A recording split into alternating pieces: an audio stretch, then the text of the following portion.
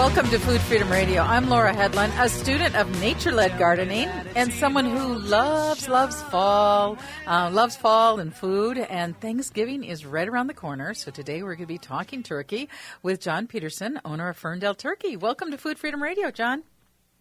Thank you, Laura. It's great to be back. I'm grateful for the chance to talk turkey as we head into our busy days of pre-Thanksgiving season here. And I love having you on, too, and we're going to be talking more about this, being an independent farmer. And I went to an event last week, and I was surprised to learn that Minnesota is actually the leading producer of turkeys in the United States, and we're the leader in independent farms, turkey farms. So that's a fun nugget, an important nugget.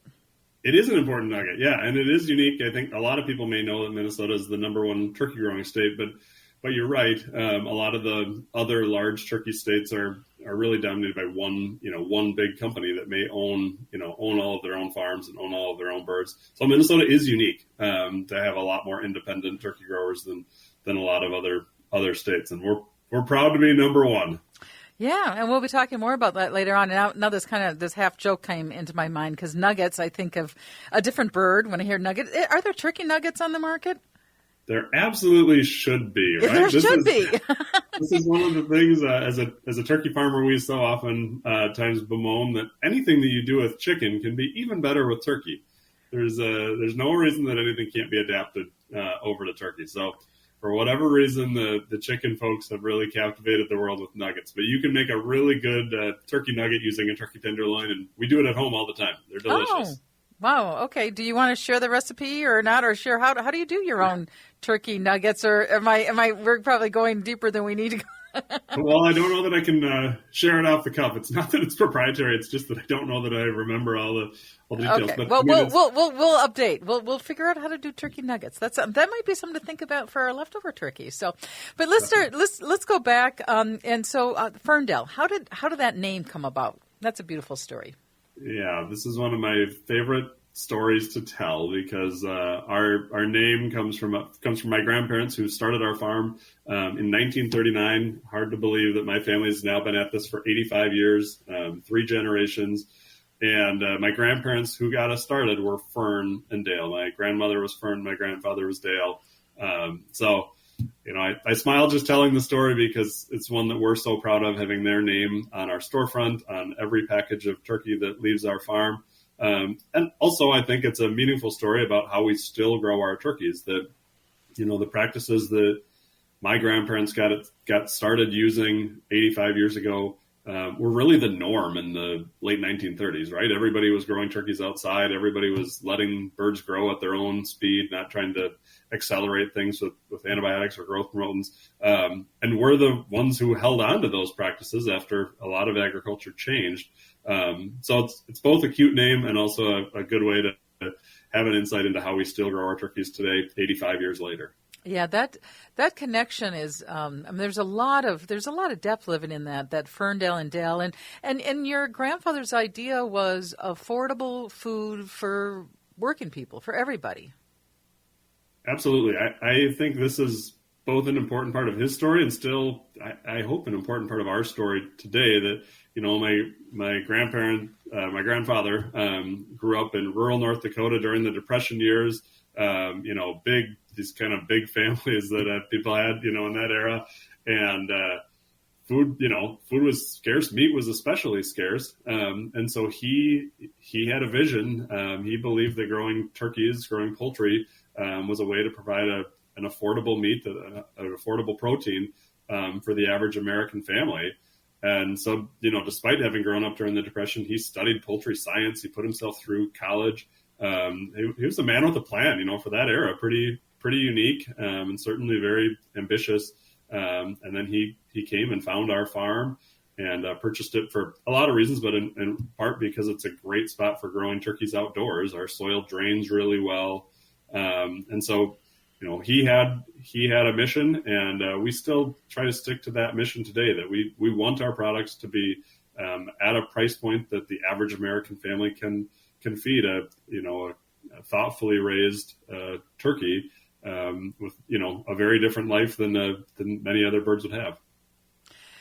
Yeah, and so where's the location of this of your farm? And then there's a big event coming up. So you want to talk about Turkey Fest?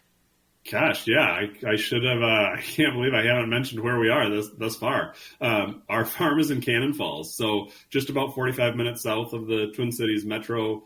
We're convenient to get to. That's one of the things I sometimes joke about, that my grandpa wasn't thinking about having a destination farm, but he sure picked a spot that is well suited. We're right off of Highway 52, right between the Twin Cities and Rochester. And we have an on-farm market, so the turkeys are grown here, and then you can come into our store right at the front of the farm and purchase all of our turkey products and also a whole range of other local foods. And you are right, Laura, the big event we have coming up is our Turkey Fest celebration. It feels like all of our energy this time of year goes towards November 28th, the Thanksgiving Day. And in the week leading to Thanksgiving, we host Turkey Fest, where folks come from far and wide to pick up a fresh, never frozen Thanksgiving turkey. And actually, at this point, people can go online and begin reserving a turkey in whatever size they would like, and let us know what date they'll be here, and we will take care of the rest. So so there's a lot there, and again, we're going to be on the show the entire hour so we can unpack. What does that fresh but never frozen mean? But also that it's best to pre-order your turkey. Now, why is that a good idea to pre-order the turkey? It's a good question, because we always say our goal is to have enough turkeys for everybody, but the unique thing about a Thanksgiving turkey is that most people have a specific size that they're looking for. You know how many folks are going to be at your table. You may have a tried and true recipe or preparation method that you want to use, and turkeys can range in size significantly. So our smallest turkeys are usually 10 pounds or so, and our biggest turkeys could be 25 pounds or so. So the reason to pre-reserve a bird is to ensure that you can get one in the size that you are after, a size that fits your party that you're hosting, and the way you plan to prepare it. Like I say, we intend to have enough turkeys, but to get the right bird for you, we encourage folks to go online and order one in advance so that we have it ready. And how do they do that? How do they order in advance? Great question. Yes, on our website, ferndalemarket.com. And because we are now trending closer to Thanksgiving, right on the homepage, there's a banner at the top that says reserve your fresh Thanksgiving turkey. And they simply click there. And like I say, tell us the size of turkey they would like and when they're coming. The other fun thing that we have started to do more recently is to add a lot of other local foods from local partners to kind of round out the Thanksgiving table. So like we have a great homemade apple pie from an orchard that we work directly with. We've started making our own turkey gravy, items like that can really help put a local holiday meal on the table. And so you'll see all of those items on our reservation form as well. So let's just bring out why this local is so important, because I think there's a lot of reasons why it's important. But what comes to your mind? Yeah, I agree with you that there are a lot of reasons it's important. And I think oftentimes the conversation gets framed around food miles, right? That, we know a lot of our food gets, put on a truck and, hauled halfway around the country to get to our plates. And so, of course, that's sometimes an inefficient system. But I also think that sometimes lost in that conversation is that this should be better food, right? Food that isn't designed to be traveling for weeks is typically going to be fresher, more flavorful. So we believe that we're providing better food. But the other piece of it that, again, I think sometimes gets minimized in the conversation, but really the economic impact that local foods can have. For us as a local turkey farm, here in Minnesota, we are buying, all of our farm supplies, all of our farm inputs locally. All of our staff is, here locally. And so those dollars are turning through our local economy. Whereas if you're buying a, big box brand name, anything in the world of food, that product may be funding a, corporate headquarters that's, halfway around the country. Or the globe. Or the globe. Absolutely. Yeah. Has no impact back on our immediate community. And as somebody who lives, in a rural area in rural Minnesota and has proud of that fact. We want to sustain rural communities. And the only way that we can keep, vibrancy in towns like ours is to stop those dollars from, getting sucked out of our region and into offices in metro areas. And so I think that local foods can be a way, I sometimes joke it can be a selfish act, right? I mean, we're reinvesting in the place that we all call home. And I believe very much in that economic piece of local food. And there's a phrase, too big to fail. And the food system, if it fails, it's really a heartache. And we learned this in COVID, right? That all of a sudden the large system could not respond to the crisis, and pigs were. It was just horrid. So this idea of resilience, when we are buying in locally, we're creating a resilient food shed, a food economy. And it's also resilient not just from a point of fear, but I think it's a resilience from a point of love. Yeah. Well, and you are absolutely right about the pandemic era. I mean, that was a wild time we all lived through and saw. What a razor's edge all of our food system was sort of teetering on. And we were resilient. We were in a spot where we were able to, keep everything going. Of course, some of our customer needs changed. Our restaurant business was impacted significantly, but therefore retailers needed more food. And so, we were able to pivot. I know that's a word that got so overused in 2020, but we were able to pivot. And I think you are spot on about resiliency. And in that time, for us, it just felt like we were taking care of our neighbors. It wasn't, some anonymous transaction happening, on the other side of the globe. It was people right here in our backyard. Yeah, the neighbor field. Well, we're gonna take a break, and we'll be right back. We're talking turkey with John Peterson, owner of Ferndale Turkey.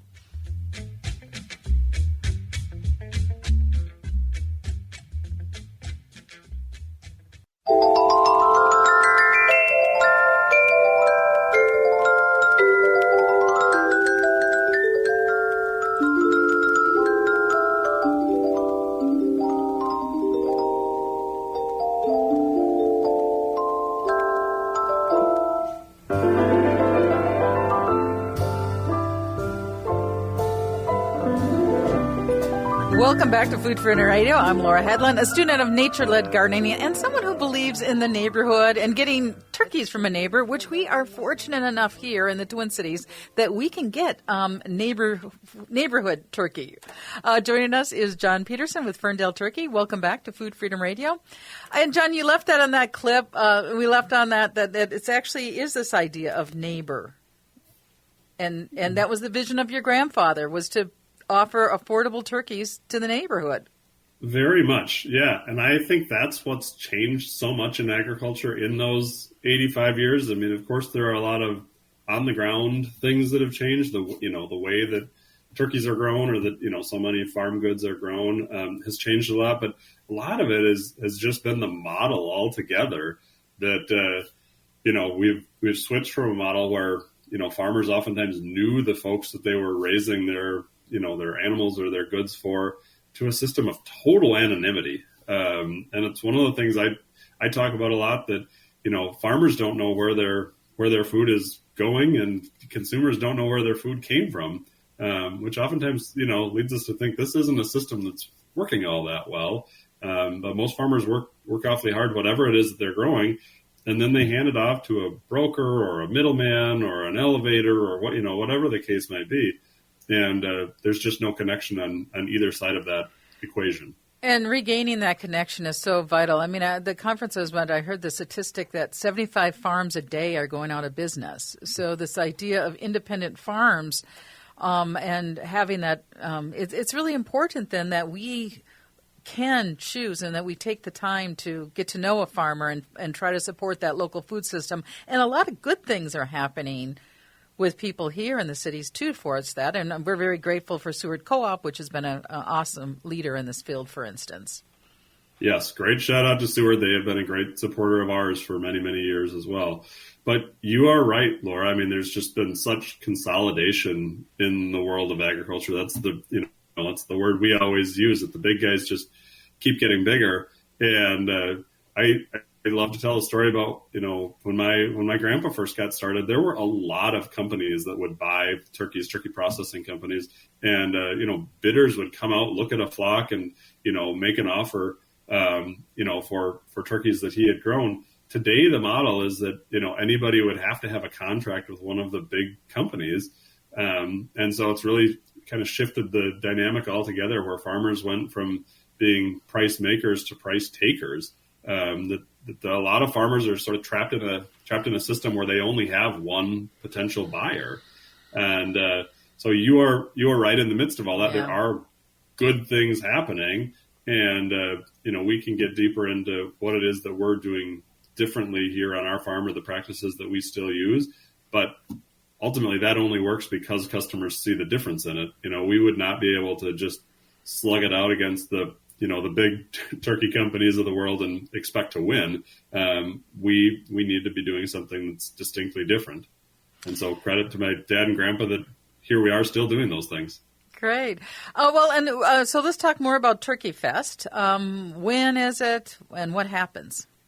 Yes. So there are a lot of things that happen. It is in the 7 days leading up to Thanksgiving. And, of course, the centerpiece is sort of picking up the centerpiece, getting that Thanksgiving turkey. But like I said, we sort of gear all the days as a, festive lead up to the holiday. We will have food trucks on the farm each day. So when people come down to pick up a turkey, you can make a day out of it, get some good local food out of a food truck. We will have local food samples in the store each of those days. So you get to try some of the best cheeses that our region has to offer, and lots of great specialty foods. We'll try to mix in some chocolates and goodies on the way as well. But it's really a celebration of local food, and heading into the holidays, sort of a celebration of all the all the wholesome things that we should be thinking about with food and farming at that time of year. So do you need to make a reservation, or can you just show up? And all these details, of course, are on your website, but if somebody doesn't have the website, they can just also show up too, right? Yeah, absolutely. Yes. You can just show up. We have people every year who do that. Either, Thanksgiving plans change late, or, they weren't able to make plans in advance. That's fine. You can absolutely show up. And like I said earlier, our goal is always to have enough turkeys for everybody. But if you know what size you'd like, you can order it in advance. But for sure, a significant portion of the guests over that week will just be walk-ins, curious to see what's happening on the turkey farm that day. Yeah. And 52, of course, is a highway. It's the main road between Minneapolis and Rochester, Minnesota.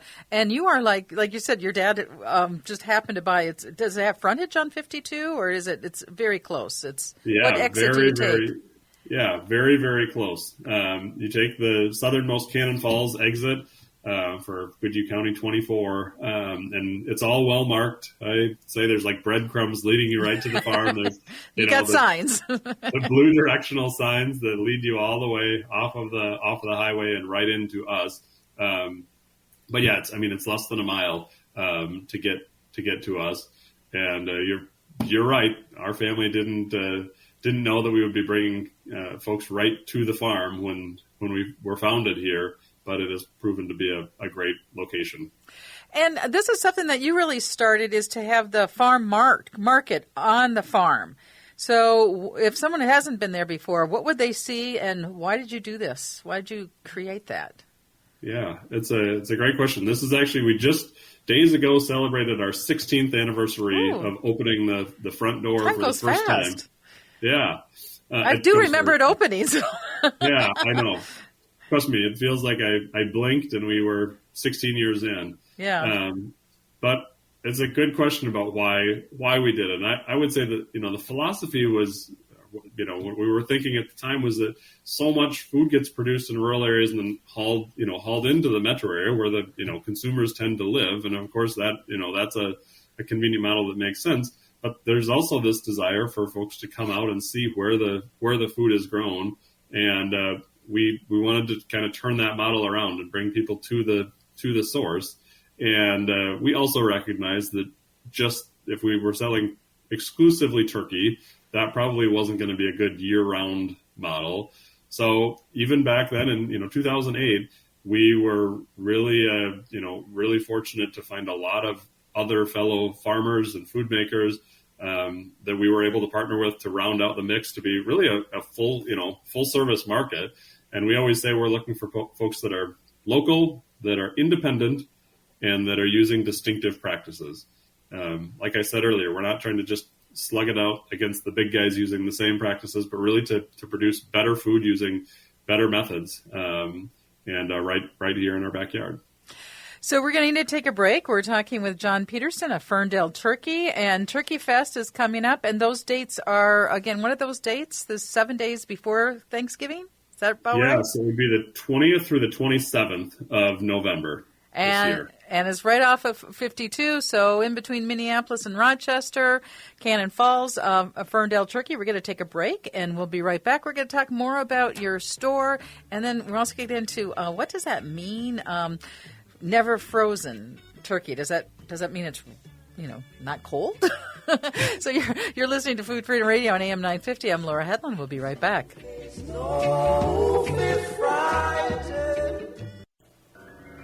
It's a beautiful day in this neighborhood, a beautiful day for a neighbor. Would you be mine? Could you be mine?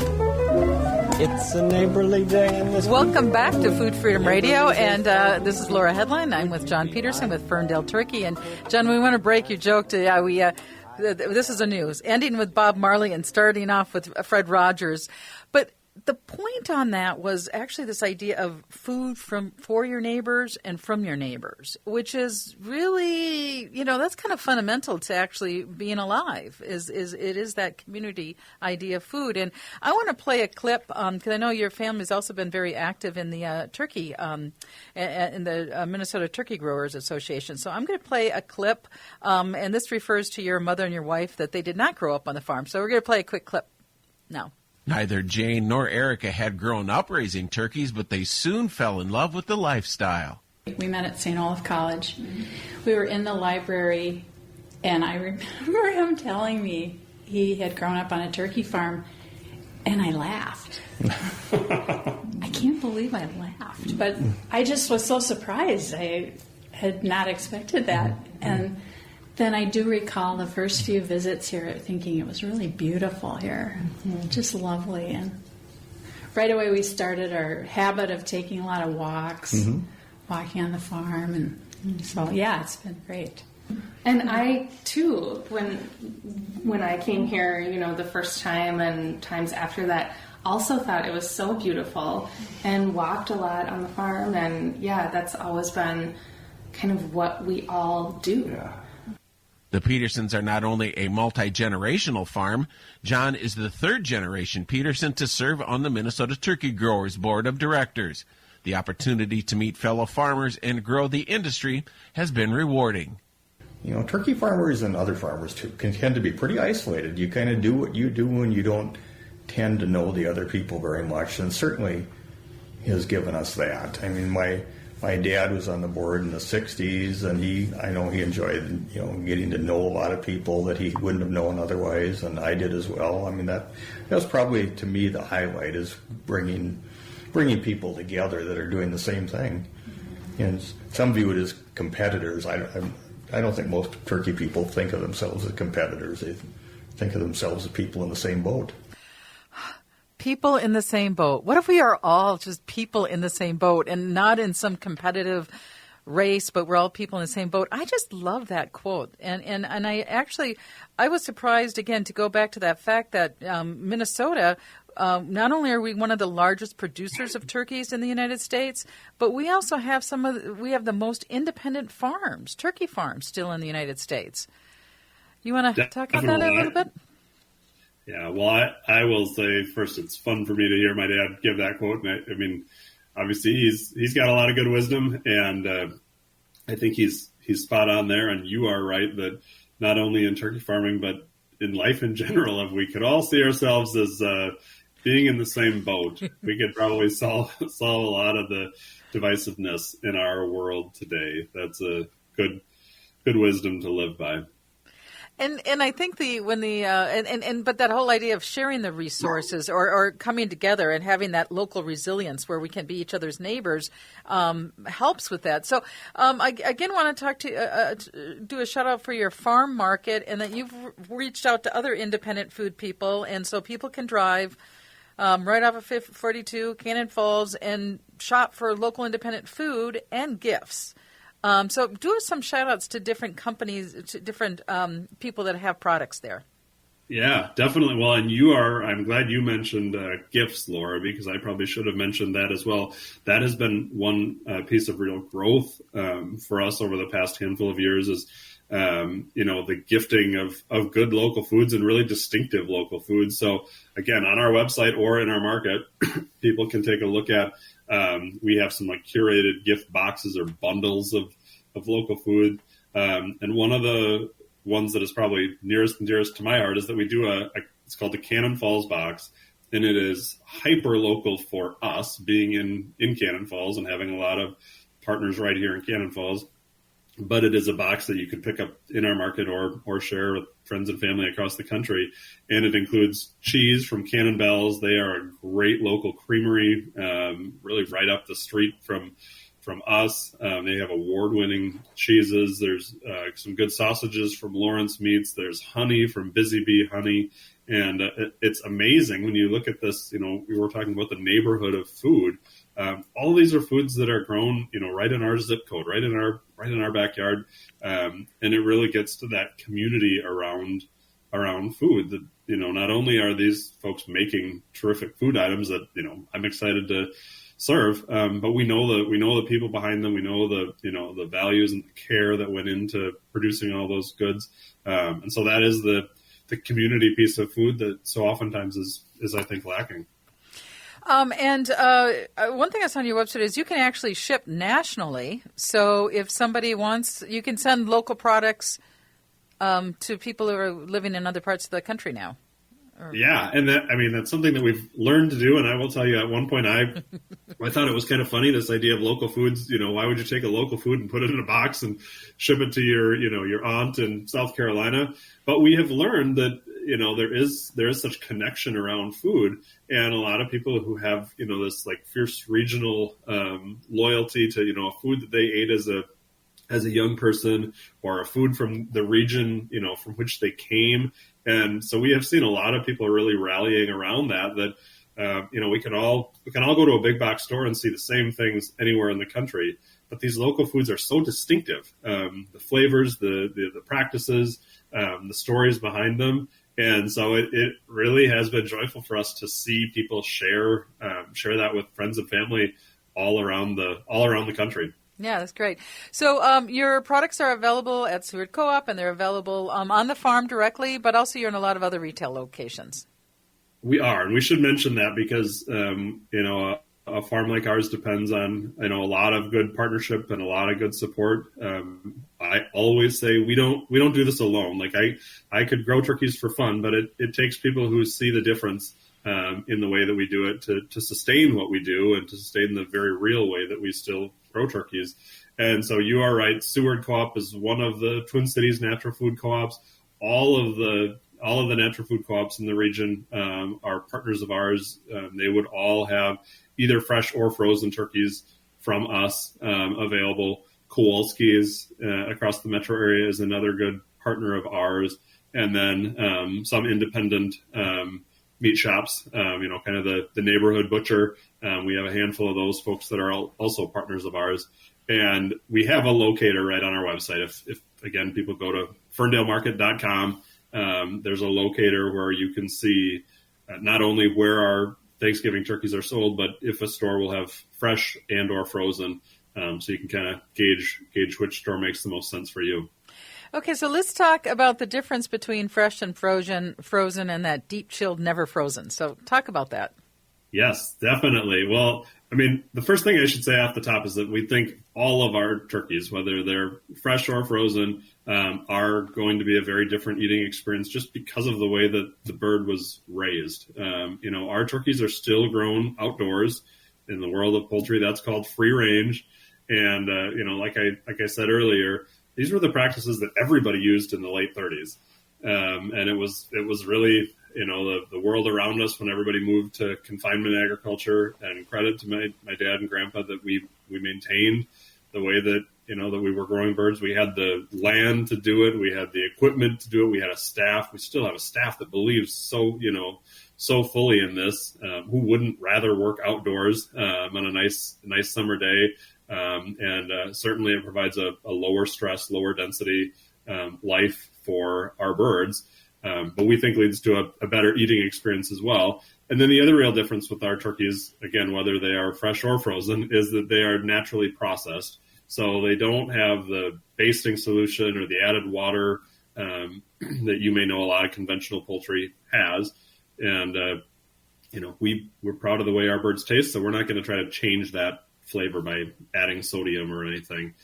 To your question more directly about fresh or frozen, both can be a great bird. I ultimately think it's just about convenience that, that, let's say 25-pound turkey is going to take a week to thaw because it is a big piece of meat, and most people are not necessarily accustomed to, preparing or thawing, or knowing how to handle and safely thaw, a 25-pound turkey. So there's certainly a convenience factor in that with a fresh turkey, you can pick it up the day before Thanksgiving and it is ready to go. But we do have to keep them cold, of course. So we use a deep chill where we're holding them at 30 or 32 degrees so that the bird never freezes, but it's going to be at the peak of freshness when you are ready to bring it home. But so that chilled, that deep chilled, you still need to, if the word's thaw, I don't know, but you still need to give it some time before you put it in the oven. Yeah, I mean, because it is, 30 or 32 degrees, I think most people will put it in their refrigerator for a day or two, just, again, out of the logistical piece of, picking it up a day or two before you're going to celebrate. That also means that if you need to pick up your turkey, a few days ahead of time, you're just fine. It's going to be perfectly fine in your refrigerator at home, right up until Thanksgiving Day. So how many days can you keep a deep chilled, never frozen turkey? Yeah, well, that's really what our Turkey Fest calendar is based around. That 7 days before Thanksgiving is really the perfect window for us, where we know consumers can pick up a turkey, take it home, and know that they are going to have a good fresh turkey on Thanksgiving Day. Okay, and then talk some more about the different turkeys. So it's always chemical nitrate free, and you mentioned a little bit about natural processing, but yeah, and the other piece I probably should have mentioned in talking about our differences is that we also don't use any antibiotics or any growth promotants. So our birds are growing at their own pace, and as farmers, I think the Raised Without Antibiotics claim is one of the most important pieces for us, because it tells us that we are working in tandem with nature and with our flocks to keep them healthy and not needing to rely on outside interventions or medications. Your question about nitrate free would relate more to like our cooked products, like our smoked turkey breast, or we make turkey hot dogs, we make a turkey summer sausage. That's been one of the fun parts of our experience as retailers and as wholesalers, is getting to develop all of these new products to make sure that we have a good use for every cut of the turkey, every piece of the turkey. And so all of those products are made with simple, clean ingredients, no chemical nitrates. It's amazing what you can do with household, things that you would have in your pantry at home. And those are the type of ingredients that we want to use in all of our recipes. Yeah, and the ground turkey packages is a really great way to get affordable food, and you can pretty much use it any way that anyone would do ground beef, of course. But there's so many things to do with that, and those are also widely available. Yeah, and I think I'm glad you brought up our ground turkey, because I actually think that is a perfect encapsulation of what my grandpa wanted to set out to do. That, like you say, it is an affordable protein. You can use it for anything that you would use any other ground meat in, and it's flavorful, and it takes on flavors well, and lean product. And so I think that really summarizes what he wanted to do 85 years ago, was provide provide meat for the average family. Doing the same thing for 85 years can be good. Can be good. So, so we're talking to John Peterson, owner of Ferndale Turkey. We're going to take a break. We'll be right back. You're listening to Food Freedom Radio on AM 950.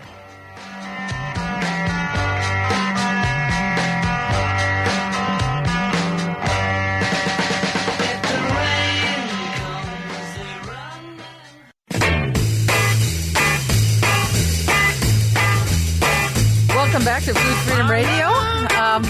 Food Freedom Radio. I'm Laura Headland, a student of nature-led gardening, someone who loves fall and food. Thanksgiving's right around the corner. We've had a fun conversation talking turkey with John Peterson, owner of Ferndale Turkey. Welcome back.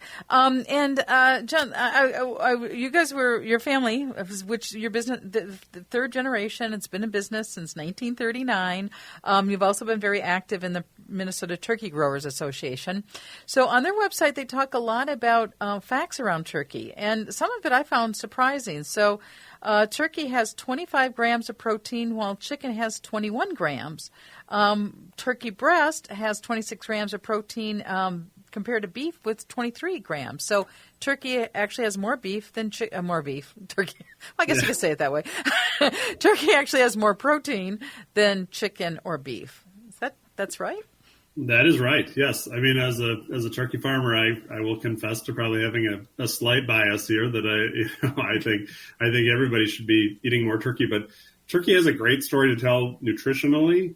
And, turkey also has a great story to tell economically, like we were talking about earlier with, my own grandpa's vision for producing, a less expensive protein. But the other thing I think turkey has a really good story that, oftentimes doesn't get told is, in a world where we're thinking about the carbon footprint of our food, turkeys are very efficient converters of, grain into meat. And so, we probably all heard these startling statistics about, how much impact agriculture has.